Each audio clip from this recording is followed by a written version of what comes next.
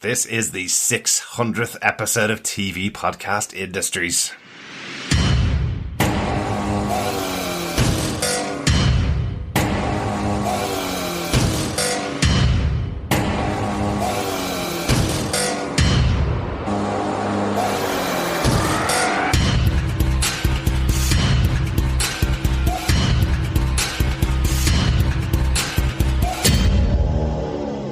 Welcome to the 600th episode of TV Podcast Industries. Welcome back, fellow Defenders, fellow Gothamites, fellow Troopers, fellow Witchers, Watchers.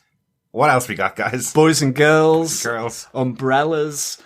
No, Brollies. that's not right. Brollies, trolley brollies, brolly trolleys, what, you name it. We've had many iterations of fellow Defenders, which is where it all started on Defenders TV podcast.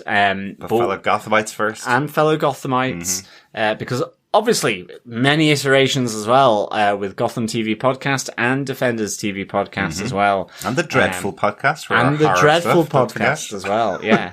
So, all good stuff. Welcome, though, to the 600th episode. Absolutely, and you should know by now, it is the 600th episode, but I am one of your hosts, Derek. I am one of your other hosts, John. And rounding out this gorgeous trio, and I only make us look, because I'm so young, I make us look 500 episodes young. There you go. I am Chris. Can you imagine? We've done 100 episodes in just over a year, guys. That's how we get to 600 episodes. We do this many episodes every week. And we'll get to 700 by Christmas, given the slate that's about to come up. Yeah, I tell you, okay, you're giving away spoilers. It's not 20, it's 2021. What's coming in 2021? It's going to be a good year as we come on to the 29th of July. Well, we are going to talk about what we are going to cover for the rest of this year. The reason why we're going to do that is because, well, it's the 600th episode, and Chris can't join us for our coverage of the Bad Batch, the next episode 14 of the Bad Batch, which would have been our 600th episode. So we decided to go, hey, why not record an extra one? This is the reason, as I said, why we have 600 episodes, because we just get together and talk about wonderful, interesting, nerdy stuff. But there is lots of stuff that's coming up this year that we didn't even get the chance to talk to at the start of the year, because things have changed so much. So much has gone on in the world. So much stuff has been delayed. So much stuff got finished that they didn't think was going to get finished. So we do have lots to talk about. But where we really want to start is by thanking all of you, our wonderful listeners, for staying with us. And for some of you have only just joined us very recently. Some of you have been with us since pretty far back at the start. Yeah, since Gotham. Yeah. And everyone that has come on board in between, whether it was for Gotham, for the Defenders when we covered the Marvel Netflix shows, or whether it was spinning off into a whole range of new directions with Watchmen, Star Trek Picard, Penny Dreadful, The Boys, The Umbrella Academy, Pennyworth, although that's kind of more on the Gotham side of the house. As Lovecraft Country, The Witcher, you name it. Like, we've really diversified, I guess. But certainly this year, I guess that diversification has continued as we've gone. You know, we've dipped our big toe into the pool of Star Wars with our coverage of the Bad Batch. But certainly we are right back in on the Marvel stuff this year, with all those TV shows being released on Disney Plus. So yes, it has been a fellow Defenders kind of a year so far, with all those Marvel shows that we're covering. Yeah, like we've touched most of the fandoms, and like as we dipped our big toe, as John says, into Star Wars with Bad Batch, we've gone head first into Picard, into the Star Trek universe. That's right. Yeah. We've been touching Marvel for years. We've kind of more than touched Gotham and DC all the way through. We've gone to animation with Invincible. Oh my God, yes. Oh, and then of course with The Witcher, where we thought it was a bit of, I had played the games and you guys were kind of like, we'll see how it goes. Yeah. And then it turned out everyone loved it. And it's like, okay, now we're doubling in. We can't wait for season 2, which is coming up. All these amazing shows and fandoms, and just showing the diverse range of not just what we all enjoy, but at the same time, what you guys, our listeners, enjoy, and what you kind of are. We've had people give feedback going, I was going to skip this, but you decided to watch along and listen along as you guys are going to jump into it.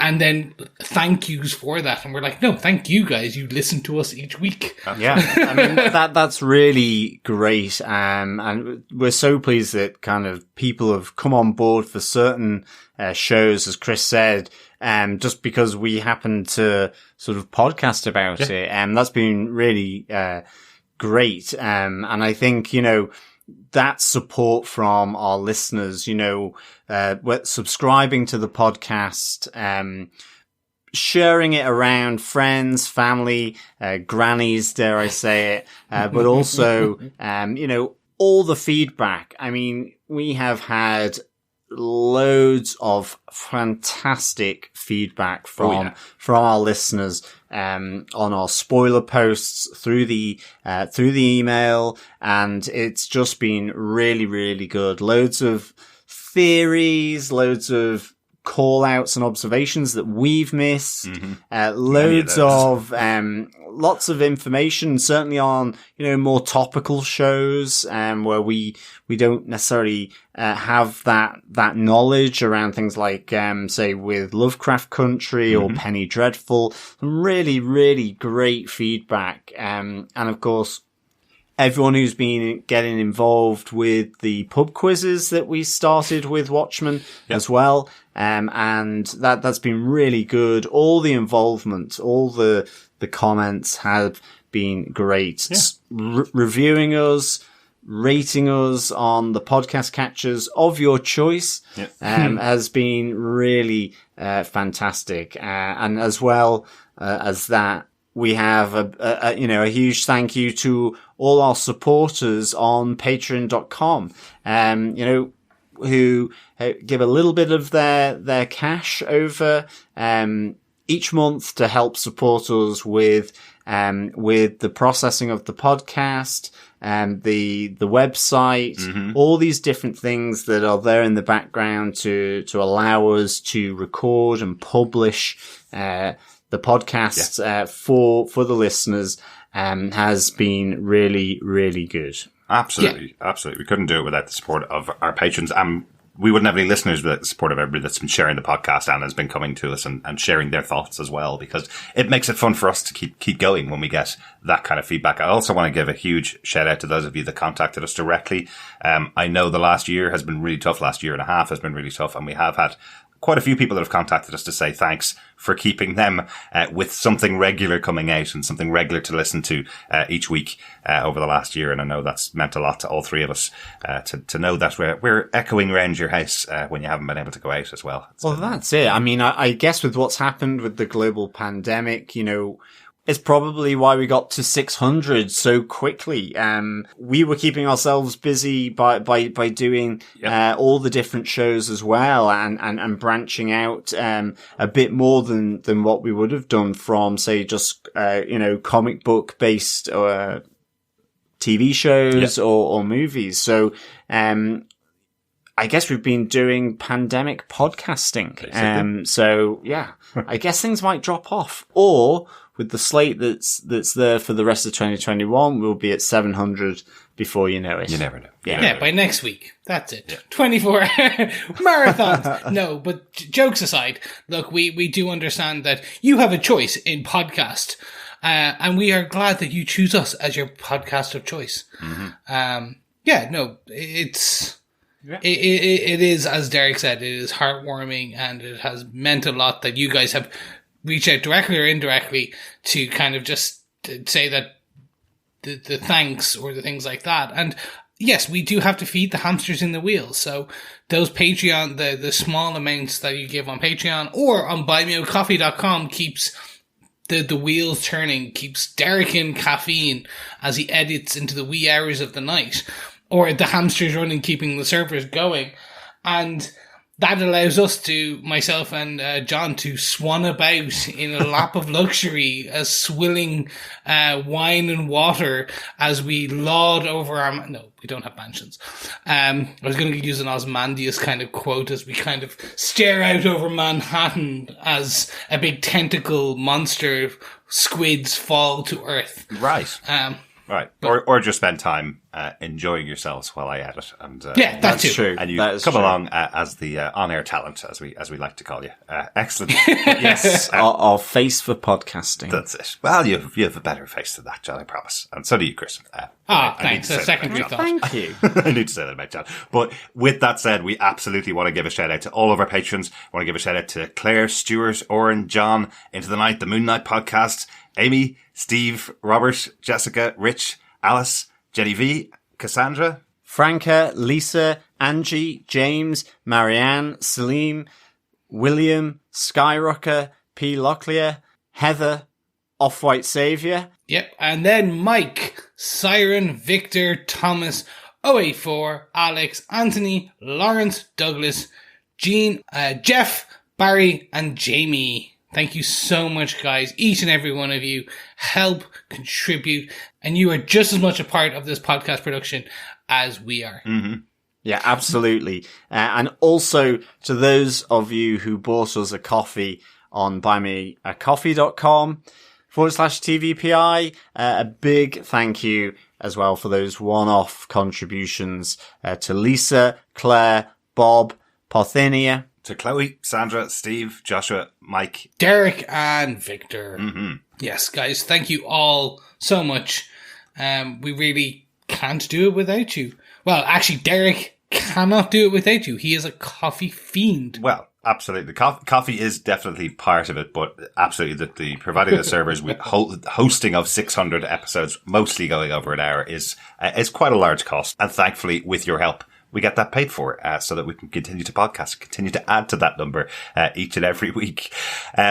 We do want to say a huge thank you, because we always call out, to everybody to share the podcast. And we want to thank you to all of those who do share our podcast every single week, because sharing the podcast is sharing the love. It certainly is. Yes. And finally, we want to thank all the other podcasts who invited us on to get our dulcet tones over the years onto their airwaves. Things like the Walking Dead cast, the Superhero Show, For the Nerds, Strange Indeed, Run for Your Lives, the Other Defenders podcast, The Fakest, Legends of Gotham, Into the Night, the Moon Knight podcast, and all the others we've yet to be on yet. Mm-hmm. If you are listening to another podcast and they ever reach out and say, who should we have on? Do you know what? Throw us forward, because we will jump in. I will jump in to jump on and get my dulcet Irish tunes, diddly eye all over those airways. Yes. The reason why I actually put all the others we haven't been on yet is because really lovely of a lot of our friends who do podcasts, they have asked us to come on board, and unfortunately, with the fact that we have 600 podcasts, we actually unfortunately don't have time to hop into all podcasts that we would love to hop into. Absolutely. And certainly as well, the collaborations that we've done on some of them, such as with The Fakest, where I played Ron Jolliver, but also with Into the Night, the Moon Knight podcast, where we covered with a whole host of other podcasts, which was really good. Damnation, the Doctor Strange comic series as well. I forgot about that. So that's been really good. Mm-hmm. And of course, Tomes of Evil as well, where I spoke for 4 hours about Dormammu. Yes, you did. Who? I forget. I don't know whether I forgot or I kind of actually just blocked it out of memory. No, you should have been absorbing it like a sponge, Chris. Like a Through sponge. osmosis, that's it. Yes. Through osmosis. Then you could write a thesis on Dormammu. Thank you so much for all of the fun and games that we've done, the other places we've been, the episodes we've given, edited and produced ourselves. But that is the past. Mm-hmm. We are now going to move and talk about the future. Yeah. Yeah, let's talk about what's next for the rest of the year. As I said, that's it. We're done. Lots of stuff we didn't know what was going on at the beginning of the year and what was coming out and what wasn't and how the schedules are going to go. But we've got lots of stuff to talk about for the rest of the year. I did put up a poll on our Facebook group about the shows people were interested in and the shows that we're going to be covering over the rest of the year. Some interesting results, some interesting feedback from people about shows that are coming up that they may not even know about. Might be their next favorite show coming. We do still have 3 more episodes left of The Bad Batch. Episode 14 we'll be recording this weekend. It'll be out this weekend. And after that, then we start moving into brand new shows. Over the course of our 600 episodes, we've done 45 different seasons of shows. So our 46th show that we'll be covering seems to be the one that got the most response and people most interested in it. Marvel's What If begins on August 11th, airing weekly 10-episode series. But everybody seems quite interested in this. I think this might be, as we said when we were covering Loki, the last MCU series on Disney Plus, now that we've kind of cracked the multiverse, I think people are suddenly becoming even more interested in what that could mean. The Marvel What If stories tell the kind of reimagined famous events from the MCU series is the way that they describe it, in unexpected ways. So we're going to see things like Captain Carter, where Peggy Carter takes on the mantle that was given to Captain America. She gets the super soldier serum. So that's going to be a really interesting story that's going to be in there. Yeah, absolutely. There is, we've seen a bit of zombies, so I guess it's a little crossover with our Dreadful podcast because there's a little bit of horror there, with Marvel Zombies, and of course the dark Doctor Strange by the looks of it. Yeah. And the last ever voice recordings of Chadwick Boseman as T'Challa. Apparently these are some of his last ever recordings before unfortunately he passed away. Yeah. So this is going to be a very special one there. Yeah.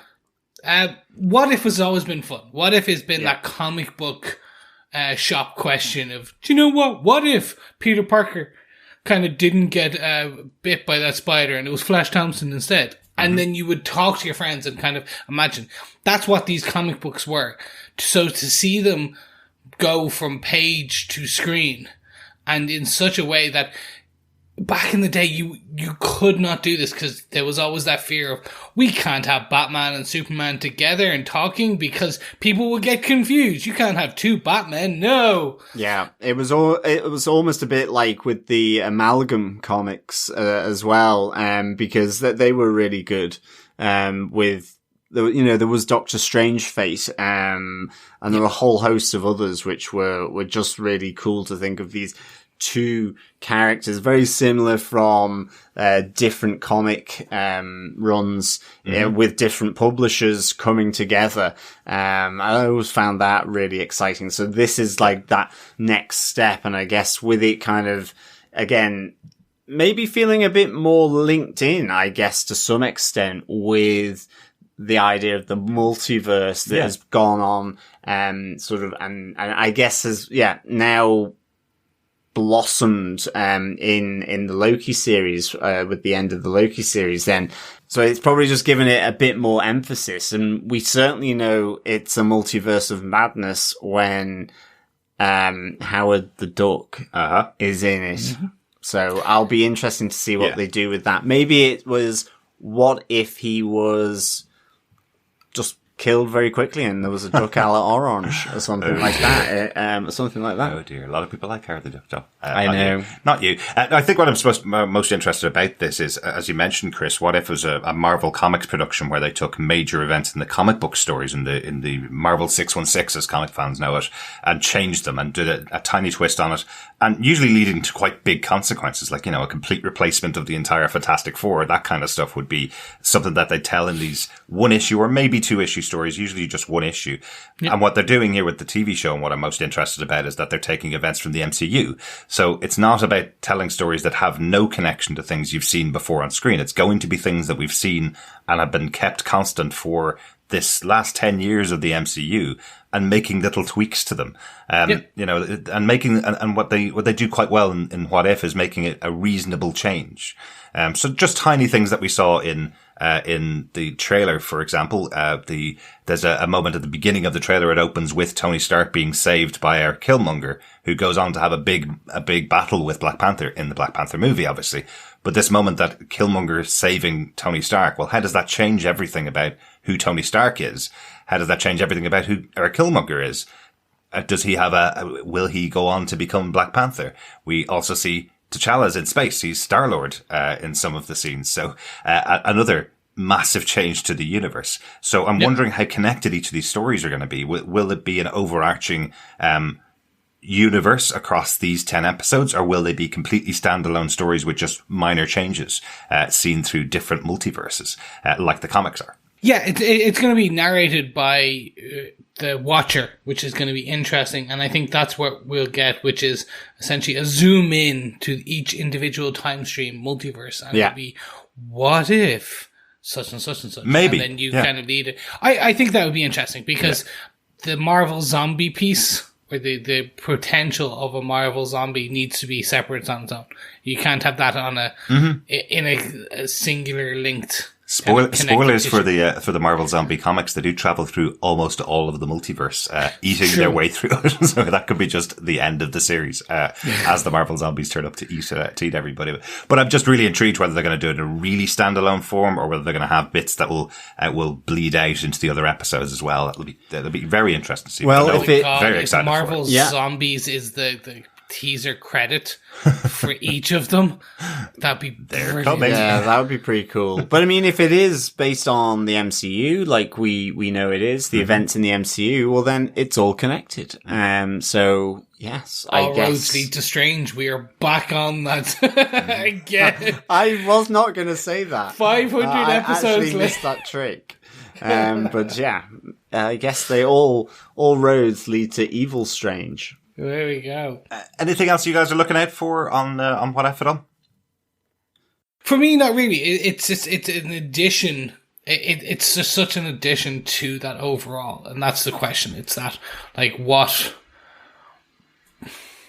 It's that what if, literally. Yeah, it is. My assumption is it's going to be a nice break. It's a palate cleanser. Okay. A amuse-bouche, if you will, between courses. Well, that's true. They do say, you can eat with your eyes, I guess. Yes, exactly. But yeah, I'm just excited to see what they have. I mean, having the Doctor Strange in there as one of them, I'm really interested to see what they do with that. So, but again, with Captain Carter, instead of I guess Captain America, but Hayley Atwell, she just was so good in the Captain America movies, and like other people, just moved their way through, had her own series, which we also covered as well. Oh, God, so like the one-offs as well, which were all really, really good. So I'd be interested to see Captain Carter as well. Absolutely. And Steve Rogers is in there in an Iron Man suit, sort of. So we'll see that too. Lots of stuff going on there. Really intrigued to see what they do with it, when they get the first animated Marvel show for Disney, basically. Disney Plus, this first MCU, let's say. So that'll be really interesting. It'd be good if they had samurai style as well, like they did with the DC with Samurai Batman. Because I think they've done that with Iron Man. Yes, they have. Absolutely. I know there will be some Star Wars like that in the future as well. Yes, coming up. And Marvel's What If begins its 10-episode run on Disney Plus from August 11th. Let's go on to the movies. We're going to do these in order, I think, of where they're going to come in our schedule. Makes it easier for everybody to know where we are. Next time back at the cinema, we've just come from the cinema watching Black Widow in the last couple of weeks. The next MCU movie coming out, the 24th or 25th, I think 25th Marvel Cinematic Universe movie, is Marvel's Shang-Chi and the Legend of the Ten Rings, coming out on the 3rd of September. Shang-Chi is going to be very different for the Marvel Universe. This is someone that is just a master of unarmed weaponry. That is what his main trait is. He's a effectively a master of kung fu, was his title in the comic books, but he's a master of martial arts. So really interesting to see how that side of the universe that we haven't seen before on screen plays out. Have to say, I absolutely loved the last couple of trailers that they've been there for Shang-Chi. It looks like it's going to be a really exciting film and something, again, as I say, very different, including a dragon. Oh, exactly. That's what I'm stoked for. Yeah. Seeing the dragon. I just completely never found Shang-Chi at all, in my comic days. And sort of, I've just read Legends of Shang-Chi, 5-part introduction, I guess, in that sense, but sort of building towards the movie. And it was really, really good. Really enjoyed it. Loved getting that background. Wanted to read more. There's a few others that are out as well at the moment, so I'm reading through those. Yep, as you say, dragon. Who doesn't like a dragon? Sort of Game of Thrones. You name it, dragons, like with the Iron Fist as well, and Kunlun. So, really, looking forward to this, in particular. I really do hope that they sort of bring back Trevor Slattery just as maybe a little, in-joke. Maybe he's hunted down, and brutally, dispatched, I guess. I think that would be a nice little nod to Iron Man 3, because I have to say, I did like Trevor, and certainly I think he is worthy of a sacrifice. In this case with Shang-Chi. I think the last time we saw him was he was in prison, in one of those, mini episodes that came on one of the last Blu-rays where he was confronted by the real Society of the Ten Rings. Exactly. So if we just had him being revealed or being brought to the real Mandarin who was taking his anger out of him, that'd be cool to have. That would be a nice little touch point. And of course, even though I love that in Iron Man 3. But. Yeah. And there's Wong as well. Wong and Abomination having a good old WWE. So I'm really excited about that too. Mm-hmm. Yeah, for me, I'm looking forward to it just because I have no expectations. Mm-hmm. Because it is that I have yet to read the new series. I am aware of the character. He's been an Avenger, so like he's been a tertiary character in some of the more Spider-Man centric stories that I've read, or the Avengers stories I've read. But I've never kind of dived deep on him. And I think each of the trailers has been somewhat different. One of the first ones was very more comedic. Mm-hmm. The second one was very action, kind of martial arts orientated, along with the kind of deeper story trailer kind of aspects of it.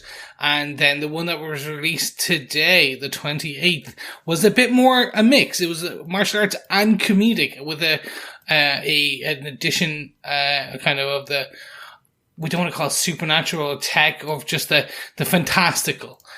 So I think it is that great unknown for me. It is either going to be a stonking good fun. I think that anyway, it will regardless be a good fun popcorn film. It's just is it going to be a Civil War-esque or an Ant-Man 1? It's that kind of, which tier of MCU will it kind of initially open up to? But again, this is a new character coming in who will then take his place within the pantheon of Marvel Cinematic Universe characters. Well, it's a new character starting at Phase 4. We started out with, effectively, the 3 TV shows with characters we knew already, and a movie which was set before Phase 3, effectively with Black Widow. So this is the new character. This is the first new character getting his own movie. And this really feels absolutely like brand new. It's the start of that next phase. Felt that hint of it with having He Who Remains in the last episode of Loki. That felt was like, oh, okay, now it's getting serious because we're moving to that next phase. Yeah, absolutely. I think each of the shows has had their reveals and those moments that lead us into Phase 4, but starting a new movie with a new character, new director, new star that's not been in any other movies before, this feels like something. This is the new moment for Phase 4. This is our first big introduction to a brand new character. Yeah, so definitely excited to get to the cinema in September for that. Yeah, It's going to be good. Marvel's Shang-Chi and the Legend of the Ten Rings is due out in cinemas on the 3rd of September. Something that our fellow defenders over at our Facebook group are not so excited about is the next new series that we're coming up. I think it only got one vote as something that people are looking forward to, and that vote was from me. Even John, who I prompted to say, could you at least give it one other vote, said, well, I can't vote for everything, even though technically you can vote for everything. I did not put a democracy is not dead. Yeah, I have. John just didn't want to make it look sad, but it is the TV show Why the Last Man. Yeah, look, I love this comic run. Absolutely. Brian K. Vaughan and Pierre Guerra. Mm-hmm. I absolutely love this comic series.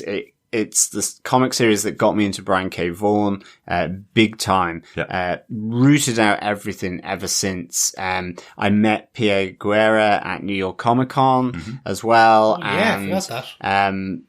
You know, she was really kind enough to sign a few of the collected editions of Why the Last Man. So I am excited by Why the Last Man. I think it's because I've heard so little about it, and knowing that Barry Keoghan was an Irish actor that was in Dunkirk, he's also in Eternals as well, and I think that's why he actually may have come out of Why the Last Man, is because of the role in Eternals, or something else that he was sort of contracted for.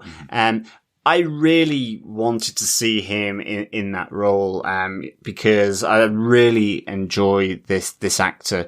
And I guess it's just not really knowing much about who replaced him, actually. I have no idea, in that, but, I love the story. I can't wait to see it, and I can't wait to podcast about it, for sure.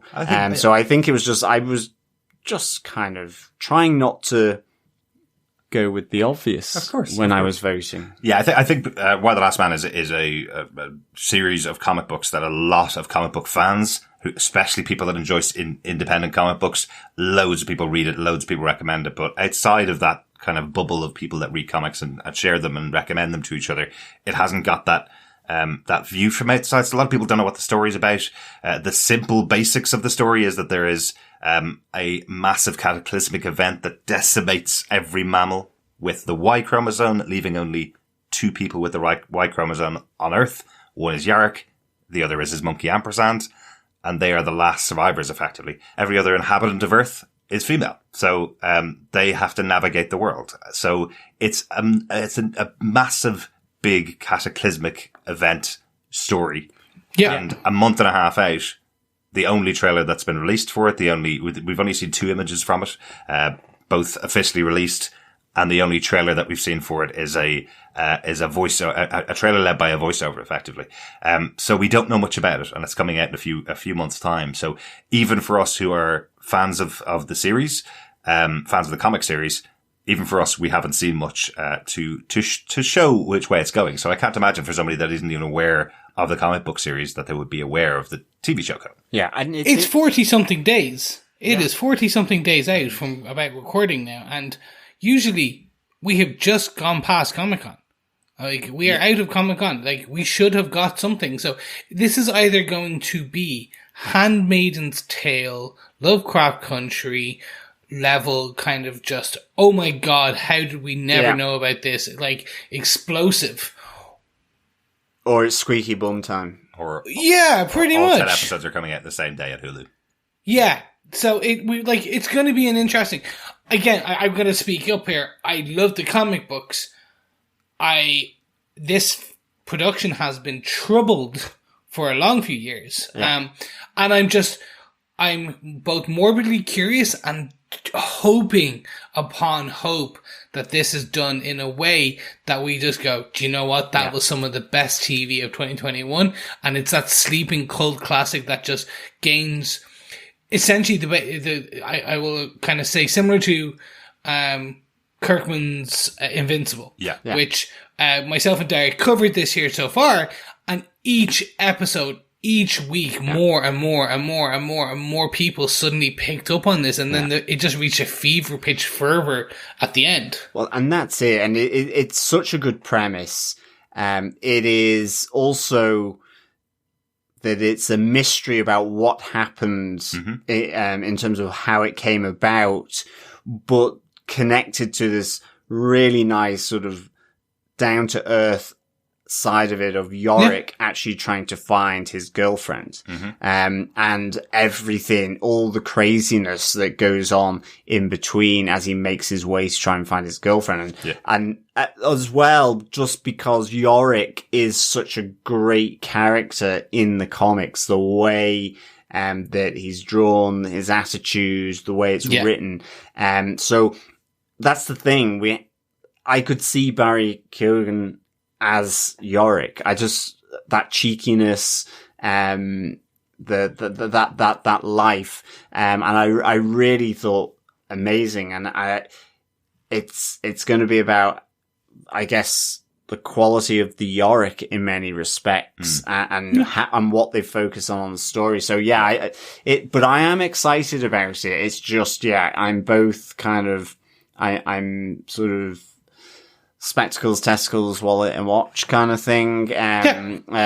Hoping that it's good because it's also a sci-fi ultimately, and of course, sometimes sci-fi is massively hard to sell as well. Yeah. That is very true. We'll be really excited to see that when it comes out. While the Last Man 10-episode series coming on September 13th on Hulu, starring Diane Lane, and Ben Schneitzer is playing Yorick in the show. Okay. So I don't know Ben Schneitzer. I don't know his work from anything previously, but that's absolutely not who Yorick is. Yorick shouldn't be played by someone that you know from everything else. That's true. I feel he's definitely the everyman. Slightly hasn't got his life on track, let's say, when you read him in the comic books. But I really want to see more of that as it gets closer to the series and as it comes out. We are going back to the movies with Marvel's Eternals on November 5th. We don't know a huge amount about the Eternals yet. I have read the comic books quite recently to kind of catch up on what the comic book version of the Eternals are. It's a brand new team of superheroes from scratch. So this is probably the first time Marvel has introduced a full team of superheroes since the unpleasantness of the Inhumans. Is that right? Oh yeah, that one, that element that no one talks about anymore. Remember the Terrigen Mist? No. Do you remember how the moon has a big palace on it? No, we don't talk about it. No, that full series that was introduced with a huge cast, an IMAX movie at the beginning of it. Remember? So it's very different though. The Eternals is very different from the other movies that we've seen in the Marvel Cinematic Universe as well. Certainly reading the last two big runs of the Eternals, you can easily see how this wouldn't have fit in with this type of stories they were telling in the first 22 movies in the MCU. You can easily tell there are, I would say, 20 or 30 different reasons why these characters wouldn't have appeared at that moment during Endgame when the world was battling against Thanos.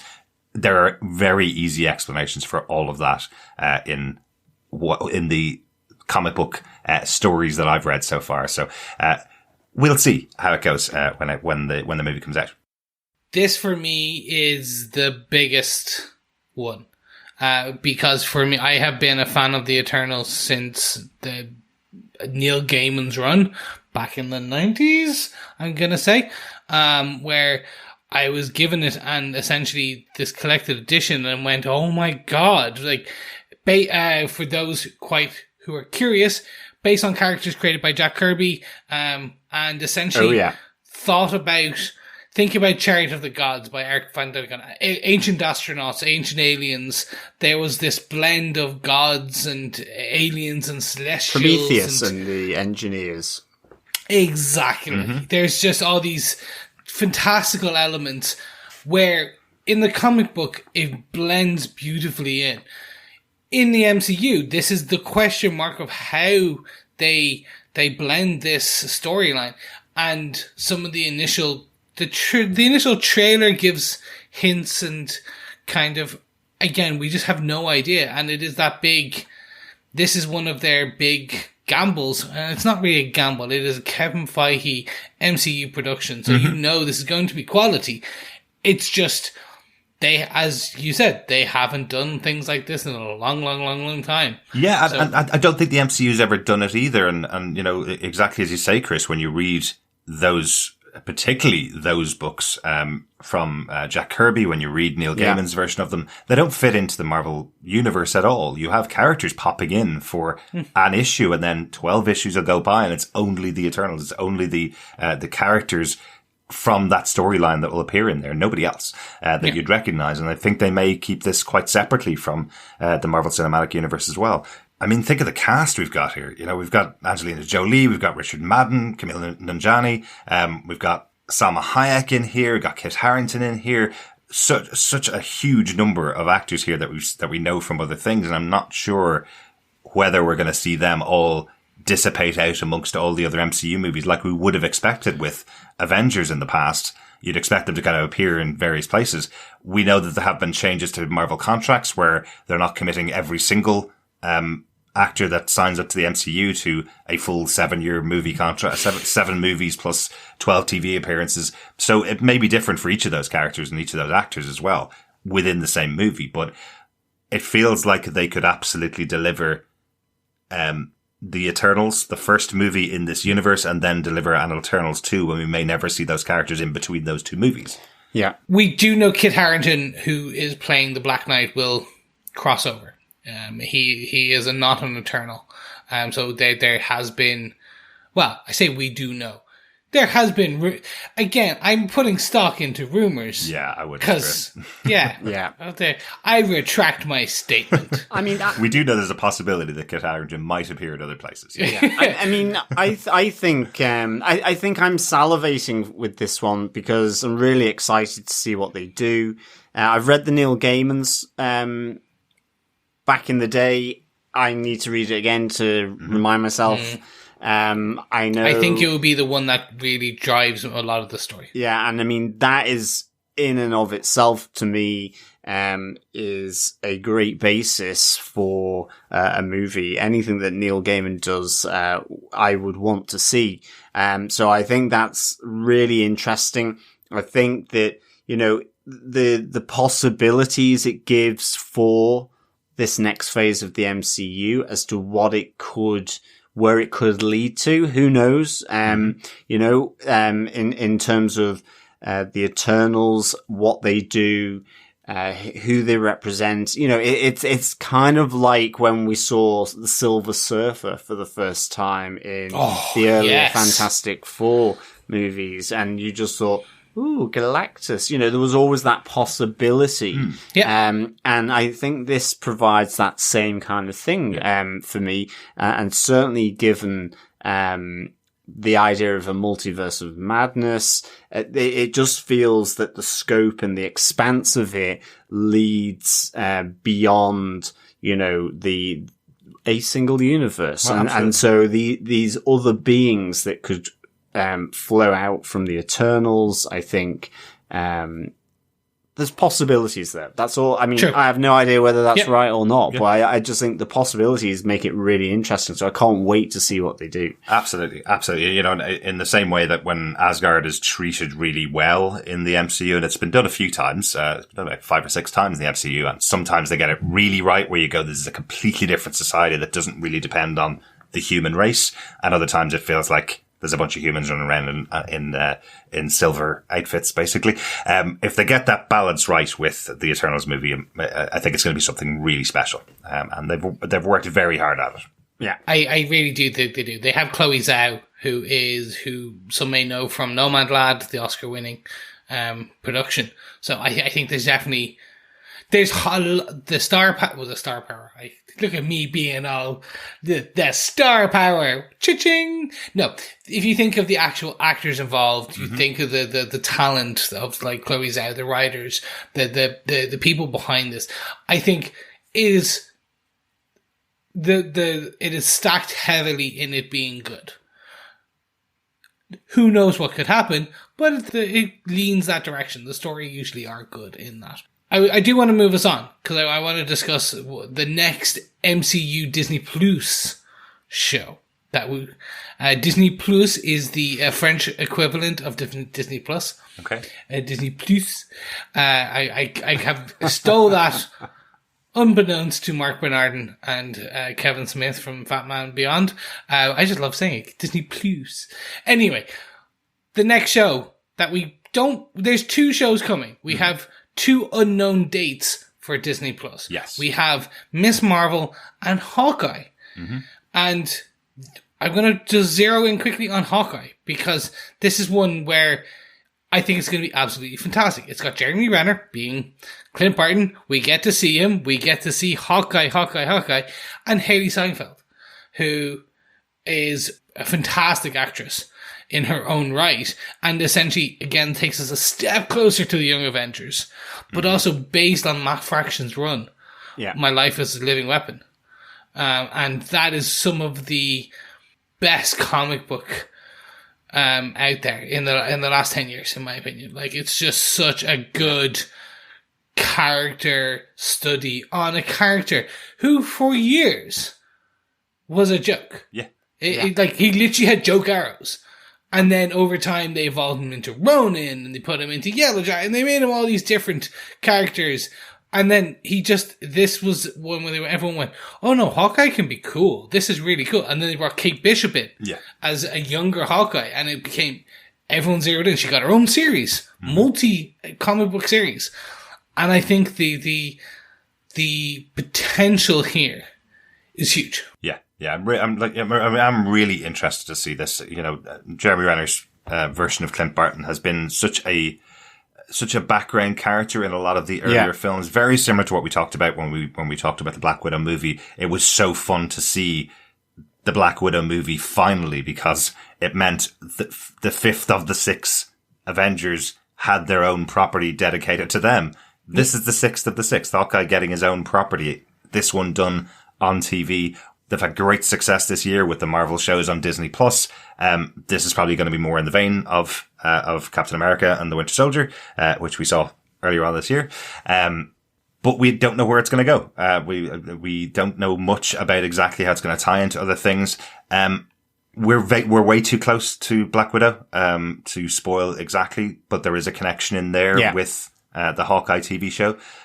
So that's going to be really interesting to see how that plays out. Definitely. Because, it's entirely possible that will play out to be the big reason for the TV show. So we will see. Yeah, I'm really looking forward to that connection with the post credit from Black Widow. I love that there's the connection as well with Falcon and Winter Soldier. And like, again, for me, anything with Matt Fraction, I'm in on it. So this I'm really looking forward to. And it's really great that he's getting, this chance to come in as Clint Barton with his own TV series, and that's going to connect in and expand in hopefully to the Young Avengers, that have kind of been teased through the shows so far, from WandaVision through to Loki. So that is, another great development for me as well. Very interested to see what the key theme. So we've had grief, we've had responsibility, and the kind of ethics of race and things like that, and then we've had destiny and purpose and breaking shackles of predestination in Loki. So this is just, who knows? Like, it could go in many different themes. I think this is going to be fantastic. Fingers crossed. Yeah, absolutely, Chris. We just don't know where it's going to go. And they have so many options. They can absolutely bring Jeremy Renner in, doing some of the early years during this series. We could see possibly things from his earlier life all the way leading up to post Endgame, and bringing in Kate Bishop a bit later in the show, or telling his stories to her as a way of linking back and getting more of his background. There's so many options that they have, and it could go a multitude of ways that we don't know any idea about yet, or don't have any idea about yet. This is in the window for this year. It's been confirmed by Kevin Feige that this and Miss Marvel will come out by the end of this year. Not 100% that all 12 episodes. I think it's 6 episodes for both shows. Not 100% sure whether all 6 will be released by the 31st of December. And hot off the presses, Hawkeye is coming to Disney Plus from Wednesday, the 24th of November, the 6-episode series. The next one after that is going to be Miss Marvel. Miss Marvel, Kamala Khan, finally coming to live action. I know, this is a huge character. She's been really, really popular since her creation in 2013, and it's really exciting that we're going to see her coming to the small screen to begin with. But we've already had confirmation that Kamala Khan is going to be coming to Marvel's, this new kind of team-up movie featuring Brie Larson's Captain Marvel, Monica Rambeau, who we saw back in WandaVision, and now Kamala Khan, who we're going to see at the end of this year. So that kind of gives that extra push to it. We know where this character is going to wind up, and this is a show that has to tell the story of why she winds up there, really. Yeah, I'm living for this, because, for me, Miss Marvel, this is, this generation, this new era's, like, celebrity comic character in the same way as you have all of those ones from the golden era, the silver era, and so on. This is a modern creation that is massive, really popular, really talks to people, today, in a time that's very different compared to back in, the 60s and 70s, and earlier. So this, I absolutely cannot wait to see this and how it's done and how it's brought to the screen. I even just doing the Marvel 616, documentary series that we looked at just there in the new year, and having that whole, sort of the explanation of where this character came from, how they were developed, really makes me excited for this. And I can't wait to see this. Yeah. I really can't. And and just the fact that it's going to be leading into the Marvels, as you say. So this is a really, exciting 6-episode show, for me. Yeah. I'm so curious for this one. In the comic book, she isn't a human, was born of the Terrigen Mists. So I'm interested to see how they approach this, how she will become powered. Are they going to call her a mutant? They're going to bring in the Agents of S.H.I.E.L.D. They're going to bring in the Terrigen Mists. They're going to make her a proper Inhuman. Or did they talk about this show? As we talked about, the IMAX show. Like, this is a huge question mark. Or do they just even ignore that whole thing and she's not an Inhuman, she's just exposed to radioactive Stretch Armstrong. Yeah. Or she doesn't know where her powers came from. They just leave that out of the story. There you go. That can happen too. This is just going to be interesting. It's a cultural touchstone right now, and especially from her Marvel Gamerverse introduction for the Avengers video game. She's fantastic at the video game. Absolutely great viewpoint character. Very much so. But yeah, wrapping up our Marvel for the year.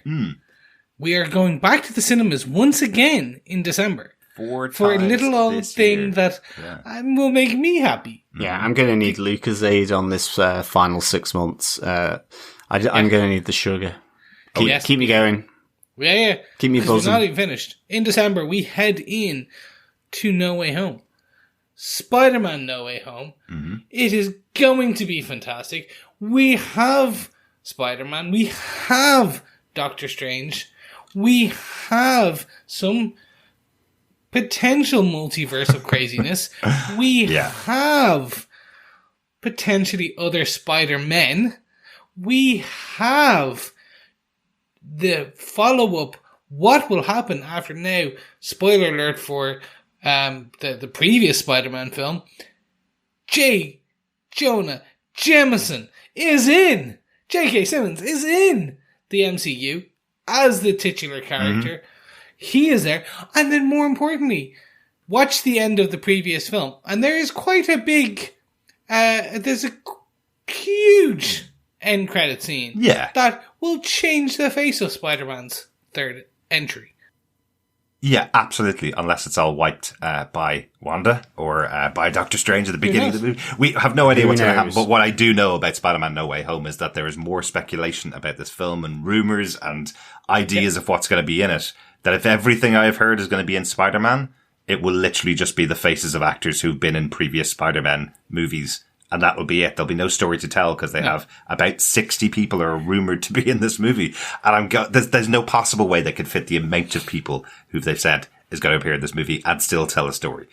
So I'm really hopeful it gets cut down to the bare minimum and the right people who are right for the story appear in this one. And maybe other people filmed cameos that appear over the course of other multiverse movies in the future. Or they're just literal blink and you'll miss it cameos on screen.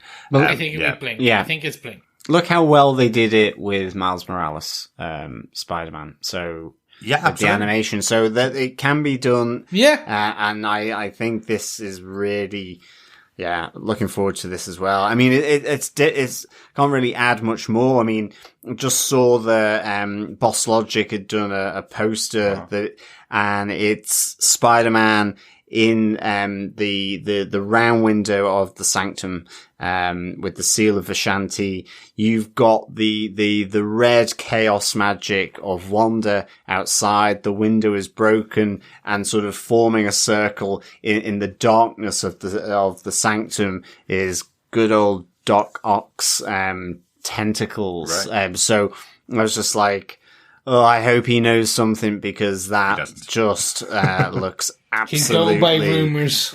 Cool. He doesn't. He's very cool. Boss Logic's work is amazing, but it is all about taking rumors and translating them into art. That's what he's all about. But we just don't know what's going to happen. But the final quarter of the year, Chris, is your quarter, really. Like, I know that's a real work thing to say, but once we get into November of this year, you've pretty much got two big shows for you and Spider-Man No Way Home as well, right? So the next one that kicks off in November is Robert Jordan's Wheel of Time, which is coming to Amazon Prime in November. This, for me, is one of the best high fantasy epics that were in novel form. I've read this for years and was deeply, deeply ingrained in the overall lore, loved every aspect of it. And it's been giving the Lord of the Rings treatment. It was given the Amazon money buckets. And I think from all accounts of what has been said or talked about so far, this is going to be an epic, literally in every sense. It is a large, it's been approved for 3 seasons already. Based on it's already filming season 2. I heard that before. We haven't even got a trailer for season 1. Yeah, we've had one poster.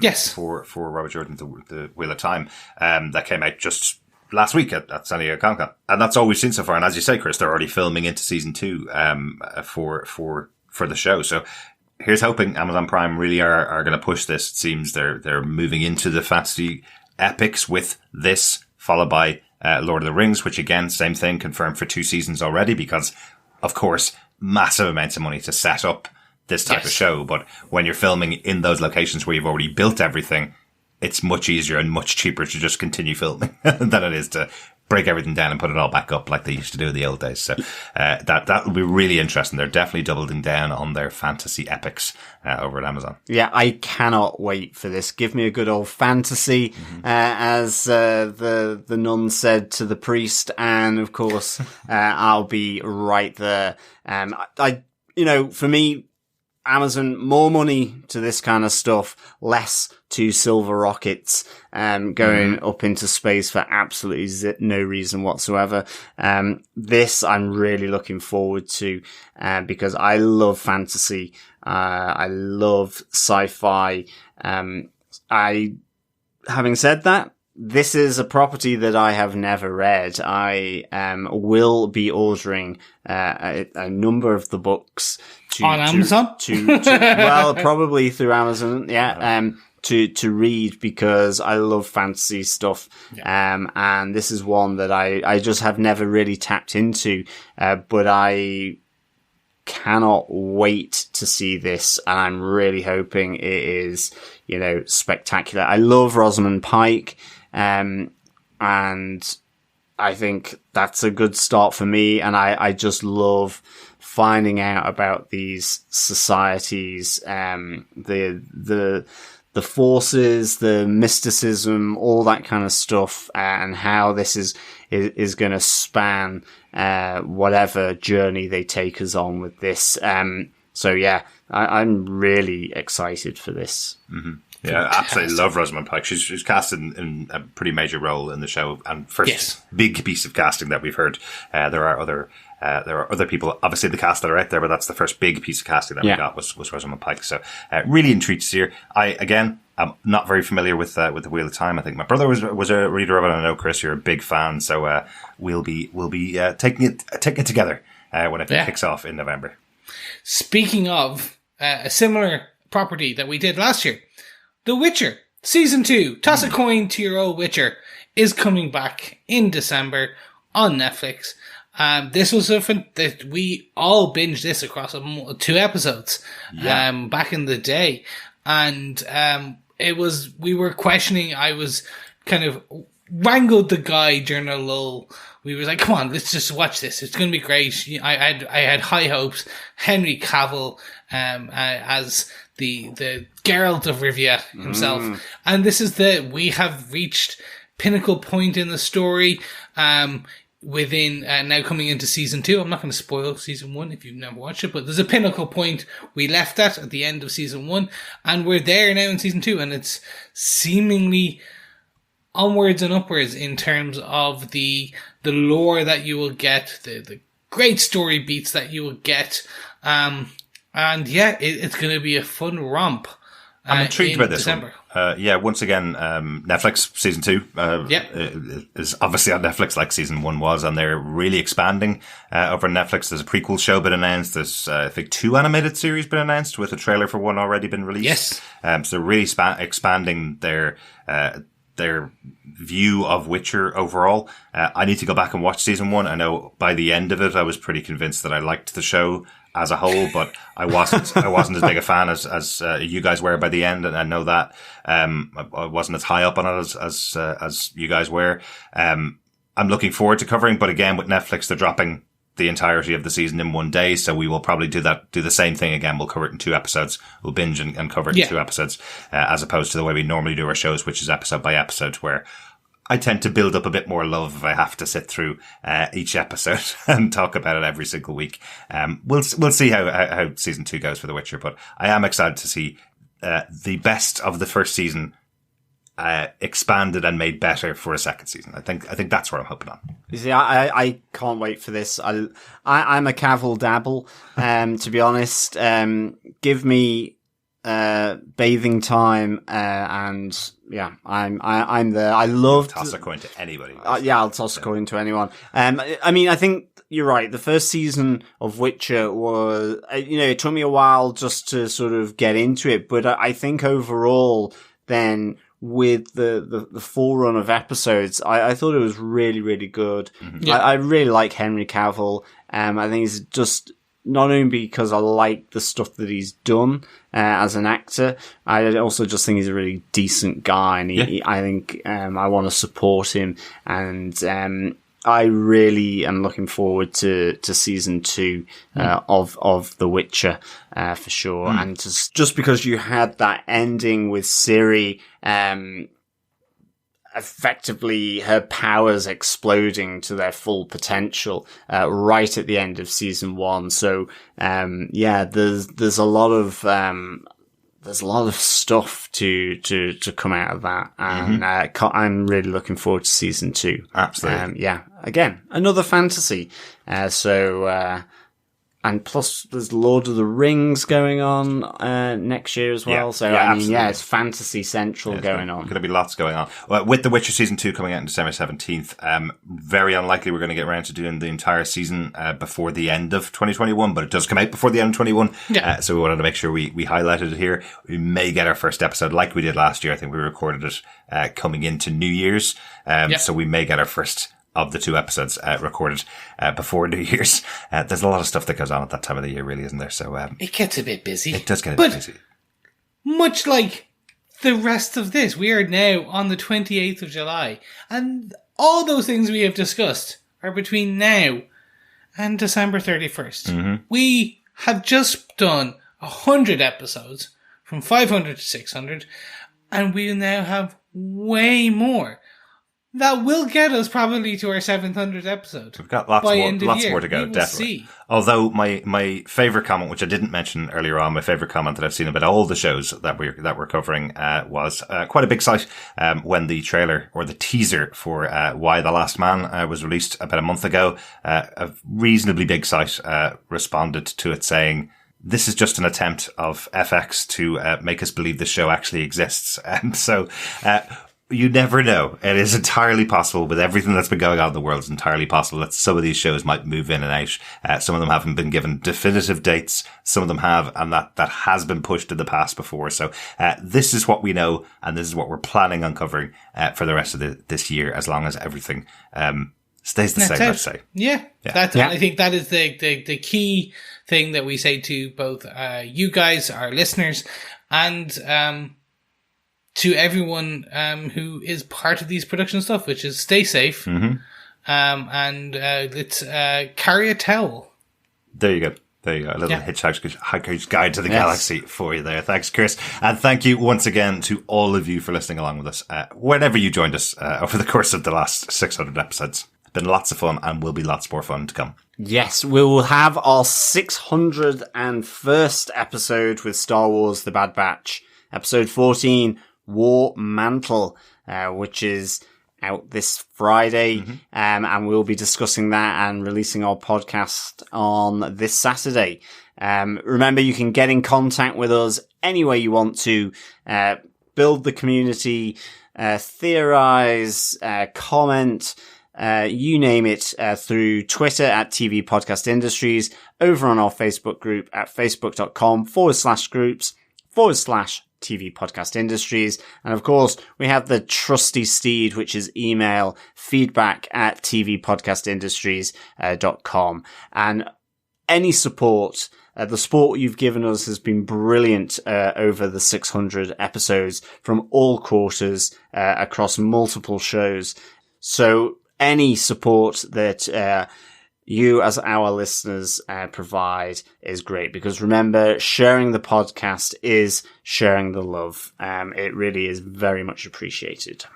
Ladies and gentlemen, boys and girls, fellow defenders, and everything in between, we are off. We will see you in the great beyond. We will see you in your podcast feeds later in the week, but also throughout the rest of 2021. Bye-bye for now. Bye. Thank you, fellow listeners. Remember, keep watching, keep listening.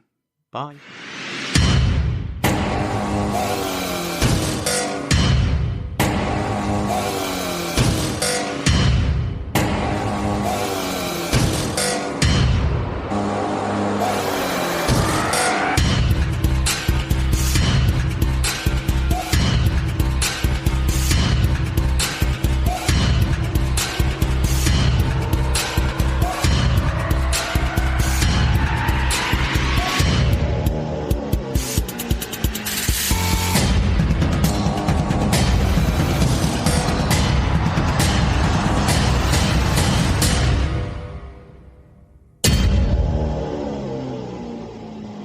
I guess that's why we got 700 so quickly. 600.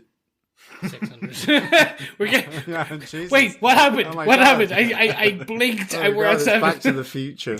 Bye.